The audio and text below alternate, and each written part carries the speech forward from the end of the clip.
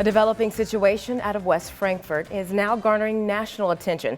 Frankfort's high school PE teacher is now on administrative leave after taking a stance on a student's admittance into a locker room.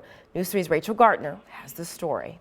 An incident at Frankfort High School last week is causing shockwaves across town.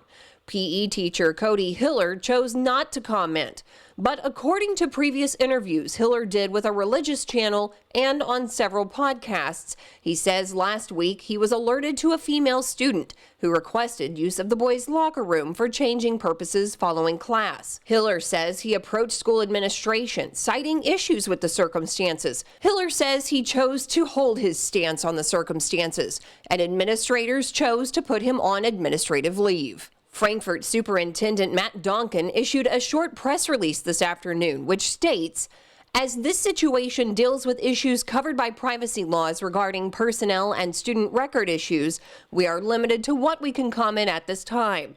The district continues to respectfully listen to all feedback as we work to follow federal and state laws." Local attorney Aaron Hopkins says, according to federal and state law and findings by the Illinois Human Rights Commission, schools are not allowed to deny access to transgender students to public restrooms or locker rooms that correspond with their gender identity. Students must be allowed to use the facilities that correspond with their gender identity, and schools cannot impose on transgender, non-binary, and gender non-conforming students conditions on the use of facilities that are not required of other students.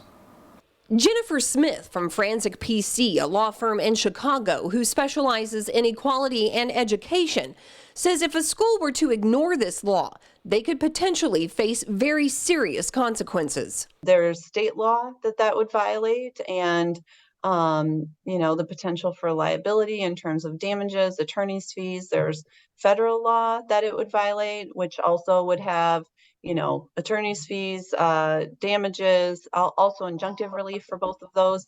And third, the U.S. Department of Education conditions federal funding on schools agreeing to have non-discriminatory practices, so there would be a risk of loss of federal funding. Smith also says school officials or teachers are not allowed to tell parents of a change in facility use if it poses the chance of identifying that student. Hiller says he is in touch with an attorney and waiting for the next step from school administration. Reporting in West Frankfort, Rachel Gartner, News 3.